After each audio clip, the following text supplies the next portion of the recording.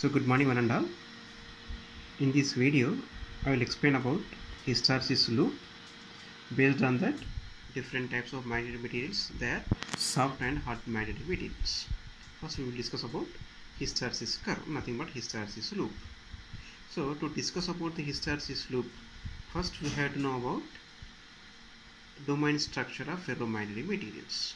So according to Weis theory, so every ferromagnetic material is a composed of large number of small regions. That small regions are called as domains, and in each domain there are nearly 10 to the power of 6 magnetic dipoles are oriented in the same direction. That means all in one domain, all magnetic domains are oriented in the same direction. So that means it's perfectly magnetized if we take any particular domain. So the direction of atomic dipoles in a one domain is different from the neighboring domains. Okay, na?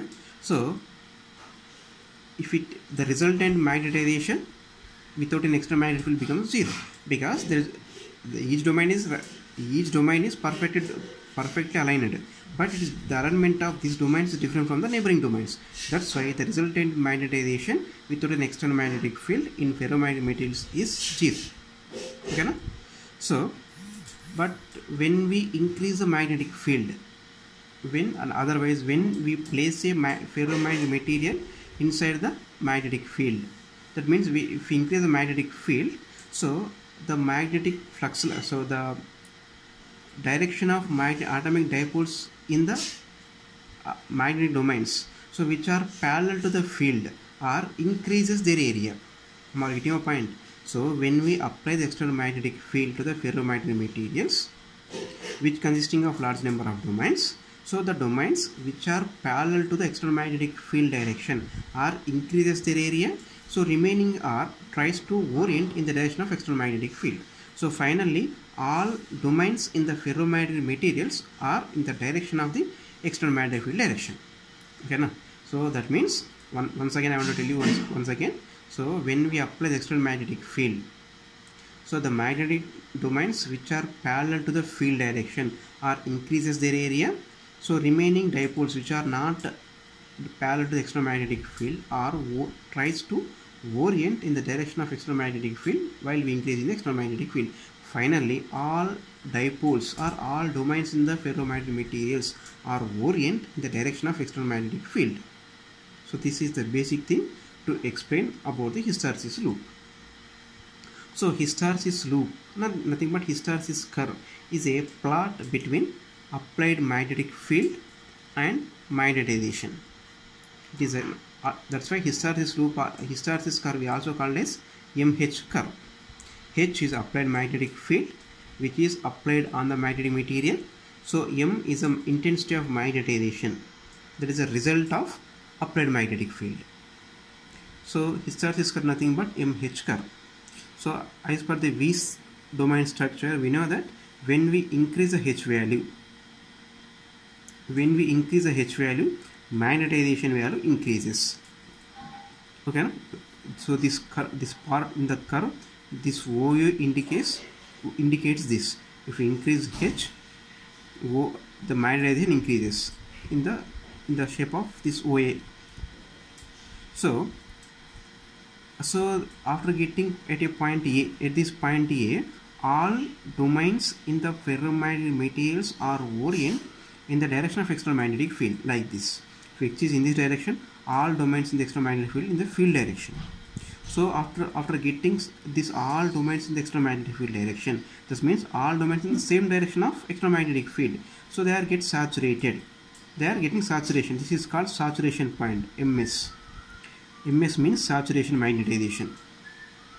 So after getting saturation in magnetization, if we increase the H value, there is no change in the magnetization value. Okay, na? If we increase the H value, there is no change in the magnetization value. So after getting saturation magnetization, if we decrease the H value, M also decreases. But here the M is decreased in the different manner. So here the rate of decrease is less than the previous rate of growth at any point in the curve. Okay, now once again, so if we increase external magnetic, if we decrease external magnetic field, M decreases, but the rate of decrease is less than the previous rate of growth. So during the magnetization, so here this part, when H decreases, M decreases, but in a different manner, that is like in the form of AB. So at a point B, there is no any external magnetic field, but there exists certain magnetization. So without any external magnetic field value, the material retain certain magnetization. This is called MR. This is called retentivity. Retentivity means without any external magnetic field value, the material is exists with certain magnetization value. This is called retentivity. And after getting retentivity, if we decrease the H value in the reverse order, in the negative direction, at a particular value of external magnetic field, the magnetization inside the materials becomes 0. So that external magnetic field is, that reverse magnetic field is called coercive field. How can you define the coercive field? Means the reverse magnetic field which is applied to the magnetic material, so that the magnetization inside the materials becomes 0. So that is called coercive field or coercivity. So after that, if we increase the magnetization in the reverse order, again we get the saturation point in the reverse manner. So here the direction of domain is perfectly opposite to the field direction. Here at this saturation point, all domains are orient in the direction of external magnetic field, but here all domains are orient which is opposite to the magnetic field direction, but all domains in the material, all domains in the material the same direction which is opposite to the external magnetic field direction. So this is also called saturation magnetization. After getting reverse saturation magnetization, if we increase the external magnetic field, we get the same MR value. Again we get the point A. So A, B, C, D, A. So this is the form of a leaf. So this is symmetric curve, that is HC and positive H plus HC and negative HC both are the same. This MR and this MR both are same. So this MS value and this MS value are same. So these are the different properties of the ferromagnetic material. Okay, no? So MS saturation magnetization, MR retentive magnetization or retentivity, HC is nothing but coercive field. Saturation magnetization means at certain value of magnetization, all domains in the materials are oriented in the same direction. This is called saturation magnetization. So retentivity means, so without an external magnetic field, the material is retained certain magnetization. This is called retentive magnetization. Coercive field means the negative applied magnetic field at which the magnetization inside the materials becomes 0. So there are three properties and nothing but three characterizations of a given ferromagnetic material. So based on this MS, MR and HC and this hysteresis loop area, so we can divide the magnetic materials into two types. They are soft magnetic materials and hard magnetic materials. Depends upon the hysteresis loop area. Hysteresis loop area depends upon this. We can divide the magnetic materials into two types: soft magnetic materials and hard magnetic materials. So the names soft magnetic materials, the name itself indicates what is soft magnetic materials. That means in case of soft magnetic materials, so the hysteresis loop area is like this. It is like this. So that means it is very soft. The hysteresis loop area, hysteresis loss is very less. So we can easily demagnetize and magnetize. Okay, na?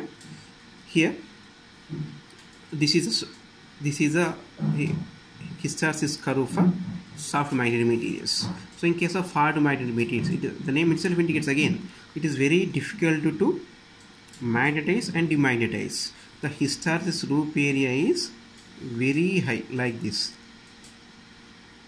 Hysteresis loop area is very high, very large hysteresis loss. This is called hard magnetic materials. Okay, now hysteresis loop area is very less. It is soft magnetic. it is very high, it is hard magnetic. It is easy to magnetize and easy to demagnetize. So here in case of hard magnetic material, it is harder to magnetize and harder to demagnetize. So we can use, by using these soft magnetic materials, we can prepare electromagnets. That means in the preparation of electromagnets, we are using soft magnetic materials. So in the preparation of hard magnets, we are using permanent magnets. In the use of permanent magnetic materials, we use hard magnets. Okay, na? So these are the properties of soft and hard magnetic materials. The hysteresis loop area is small means high magnetization value. Here also high magnetization value. The property is same, but here low coercivity, low retentivity. You know what is coercivity and what is retentivity. This is coercivity, this is retentivity. For soft magnetic materials, this is low values and low hysteresis loss. But here high hysteresis loss. Here high permeability. Here low permeability. So here low magnetostriction. Here there is no not important. So okay, na? Hysteresis. This is hysteresis loop, and this is soft magnetic materials. So this is hard magnetic materials. This is the different properties of soft and hard magnetic materials.